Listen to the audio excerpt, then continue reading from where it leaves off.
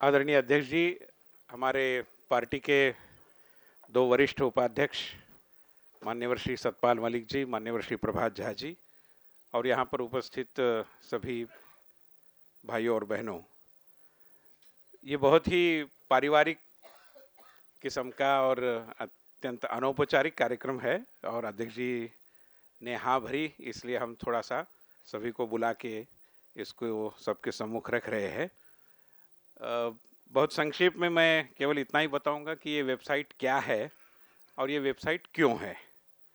इसके बाद माननीय अध्यक्ष जी उसका विमोचन करेंगे, फिर वो कुछ शुभकामना देंगे और कार्यक्रम औपचारिक एक दृष्टि से समाप्त होगा, फिर हम जलपान वगैरह करेंगे, बातें करेंगे।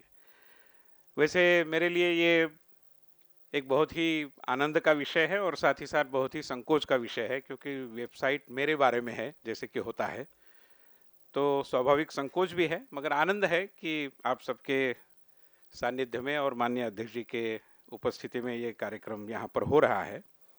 वैसे वेबसाइट में जैसे किसी के बारे में भी होगा, आजकल पुराने ज़माने में विजिटिंग कार्ड को जो महत्व था वो शायद वेबसाइट को आ गया है और इसलिए एक आम प्रचलन हुआ है, कोई बहुत विशेष बात नहीं है।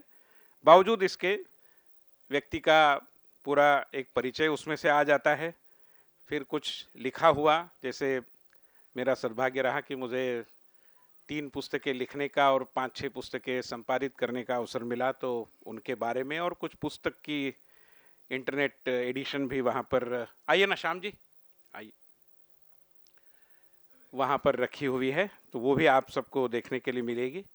फिर जिन संस्थानों और संगठनों के साथ मेरा संबंध आया, जैसे कि अखिल भारतीय विद्यार्थी परिषद, रामभाऊ महालगी प्रबोधिनी, मुंबई यूनिवर्सिटी, जहाँ की सेनेट और मैनेजमेंट काउंसिल में काम करने का सौभाग्य मुझे मिला। फिर अहमदाबाद की Sardar Patel institute of public administration, जिसके कि बोर्ड ऑफ गवर्नर्स पर अभी भी मैं काम करता हूँ, और यहाँ पर जो पब्लिक पॉलिसी रिसर्च सेंटर चल रहा है, इन सारे संस्थानों के बारे में संक्षेप में कुछ कहने का एक अवसर भी मिला, तो वो भी वहाँ पर है। और कुल मिलाकर जो भी इंटरव्यूज़, भाषण वगैरह होते हैं वो, और जो आर्टिकल्स मैंने अब तक लिखे हैं और एक ब्लॉग मैं लिखता भी हूँ बीच बीच में, तो वो सारा उस पर उपलब्ध है। तो एक दृष्टि से सिंगल विंडो सिस्टम होती है कि सब जानकारी मिले, उस रूप में उसको वहाँ पर आपके सम्मुख रखा है। मगर ये क्यों है, ये मैं मानता हूँ कि सबसे महत्वपूर्ण विषय है। डिजिटल इंडिया की बात हम करते हैं तो डिजिटल भारतीय जनता पार्टी भी है, और एक दृष्टि से डिजिटल पद्धति से लोगों के साथ संपर्क रखना ये भी महत्वपूर्ण बन जाता है। तो ये इसके पीछे की एक महत्वपूर्ण भूमिका तो है ही।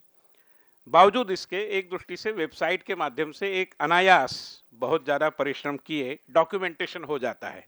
आपको कोई फाइलों में रखने की ज़रूरत नहीं, सारा डिजिटाइज हो जाता है, वेबसाइट पे चला आता है, तो अपने आप में चीज़ों को ठीक रखने की एक सुविधा हो जाती है। उस दृष्टि से पूरा डॉक्यूमेंटेशन आपको यहाँ पर उपलब्ध होगा।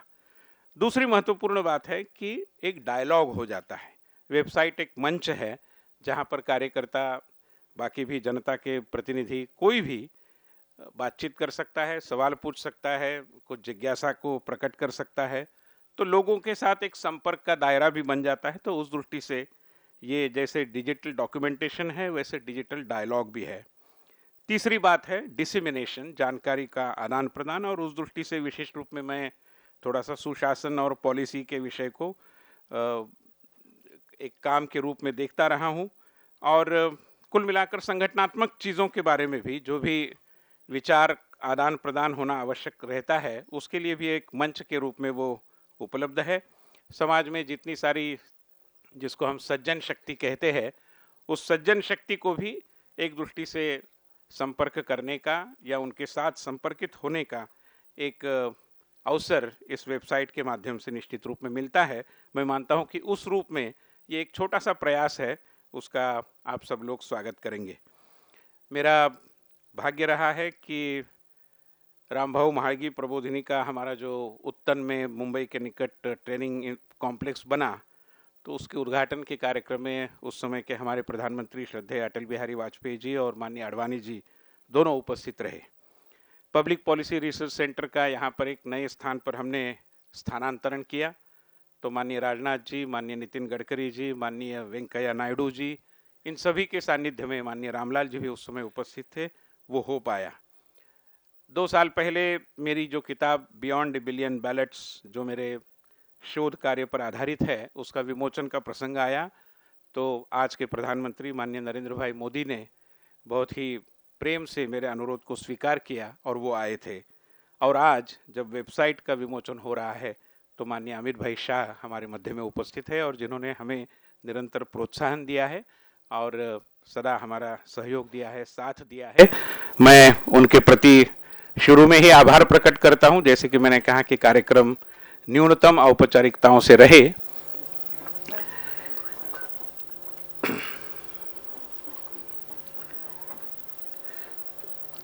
थैंक यू, धन्यवाद। तो उस दृष्टि से बहुत ज़्यादा औपचारिकता तो नहीं, मगर फिर भी शुरू में ही मैं माननीय अध्यक्ष जी के प्रति अपनी कृतज्ञता को अभिव्यक्त करता हूं। और इस वेबसाइट को बनाने में जिन्होंने मेरा बहुत सहयोग दिया, ऐसे मेरे मित्र, सहयोगी, पार्टी के कार्यकर्ता डॉक्टर सुमित भसीन जी से अनुरोध करता हूं कि वे एक फूलों का दस्ता देकर अमित भाई शाह जी के प्रति हम सबकी कृतज्ञता को अभिव्यक्त करें।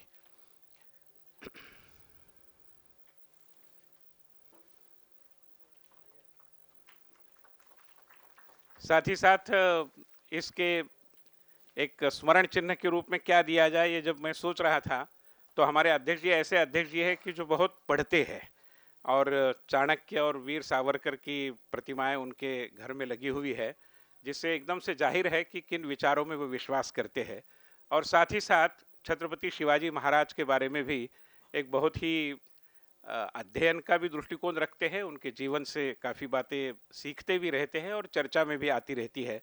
तो परसों मैं उनको कह रहा था कि एक बहुत अच्छा शिव चरित्र आया है, गजानन भास्कर मेहंदड़े करके एक बहुत बड़े इतिहासकार है पुणे के, उन्होंने लिखा हुआ। मेरी पत्नी नयना यहाँ पर उपस्थित है, मैं उनको अनुरोध करता हूँ कि अध्यक्ष जी को उस किताब को एक उपहार के रूप में वो भेंट करें।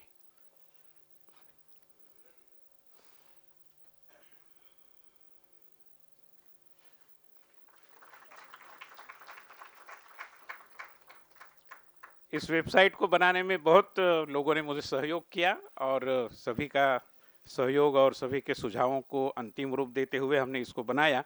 मगर उसमें एक महत्वपूर्ण भूमिका हमारे बहुत युवा कार्यकर्ता जो सूचना प्रौद्योगिकी में काफ़ी काम करते हैं, निखिल कुमार की रही।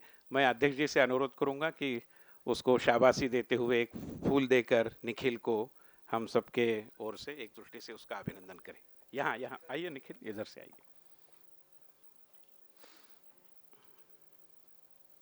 ये अंकुर का ही मित्र है अध्यक्ष जी। अब मैं माननीय अध्यक्ष जी को अनुरोध करूंगा कि वो वहां पर वेबसाइट जो बटन है दबाते हुए,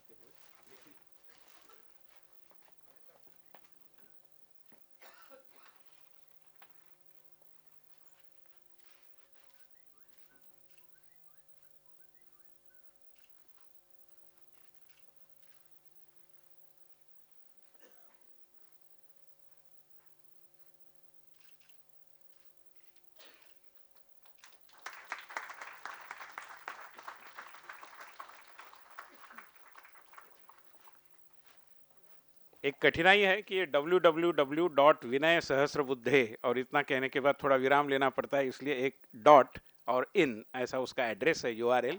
मगर कोई चारा नहीं, नाम तो लंबा है, नाम बड़ा हो न हो मगर लंबा तो निश्चित रूप में है। तो माननीय अध्यक्ष जी को मैं अनुरोध करूंगा कि इसके उद्घाटन के उपरांत शुभकामना के रूप में वो 2 शब्द कहें।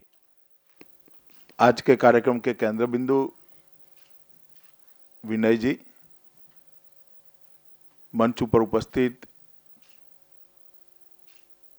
मेरे सभी साथी उपाध्यक्ष और आज इस सभागार में उपस्थित कार्यकर्ता बंधु भगिनी और मीडिया के मित्रों,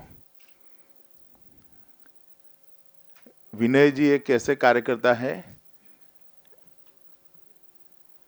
जिनकी जानकारी वेबसाइट में के माध्यम से उपलब्ध हो, वो बहुत जरूरी है, क्योंकि वो कभी अपनी जानकारी देने का प्रयास नहीं करते, वो निरंतर काम करते रहते हैं और राजनीति में बहुत कम ऐसे कार्यकर्ता होते हैं, नेता होते हैं जो अपनी जानकारी लोगों को नहीं देते हैं, देने का प्रयास भी नहीं करते हैं।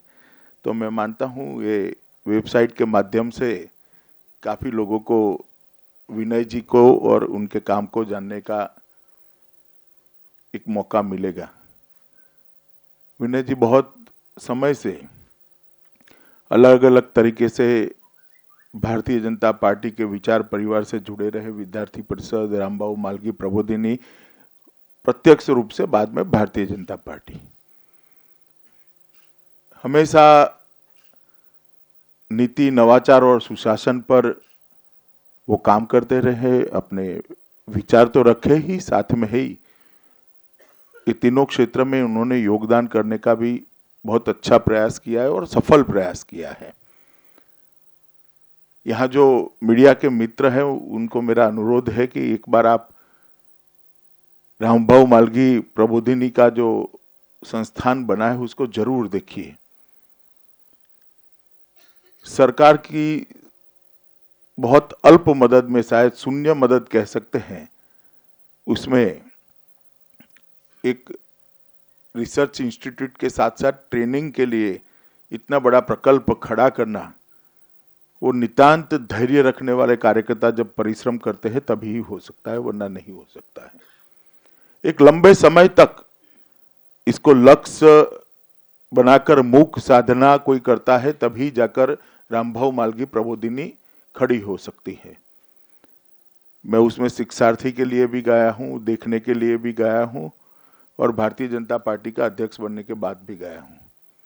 सतत विकास होता रहा, रामबाबू मालगी प्रबोधिनी के दायरे भी बदलते रहे, काम में भी एडिशन होता रहा, मगर उसकी आत्मा जो है वो ज्यों की त्यों बनी रही और उसके काम के प्रति गंभीरता और सटीकता दोनों भी ज्यों की त्यों बनी रही।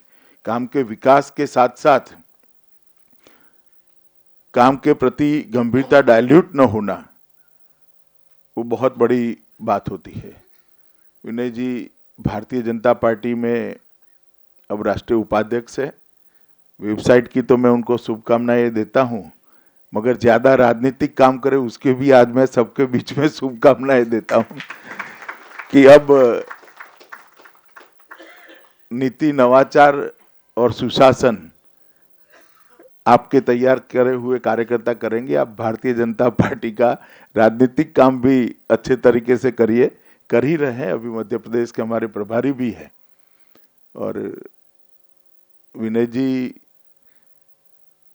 बोले मगर काम करने के आदत वाले व्यक्ति है, तो ज्यादा सबकी जानकारी में नहीं आता है, मगर एक बहुत अच्छा प्रयास है और संकोच के साथ वो कर रहे थे। मगर मैं एक बात को एक्नॉलेज करना चाहता हूं कि विनय जी इतना तो आपने इस वक्त बहुत ज्यादा किया है कि वेबसाइट पर सबको बताया जा सके, इसलिए आप संकोच छोड़िए। अच्छा किया है आपने और आपको और आपके माध्यम से पार्टी को जानने का, हमारे विचार को जानने का लोगों के एक जरिया उपलब्ध आज हुआ है।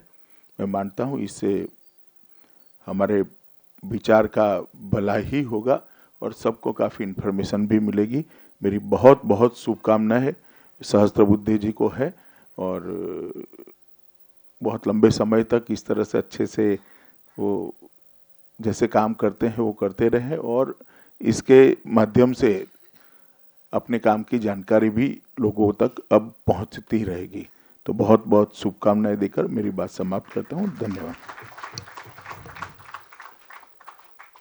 बहुत धन्यवाद अध्यक्ष जी, और साथ में आप सभी को भी जो मेरे निमंत्रण का सम्मान करते हुए आए और मेरे प्रति आपका स्नेह और प्यार बना रहे, बहुत बहुत धन्यवाद। कई सारे मंत्री, कई पार्टी के पदाधिकारी, किन किन के नाम लूँ मगर मैं सबका अत्यंत आभारी हूँ। बहुत धन्यवाद।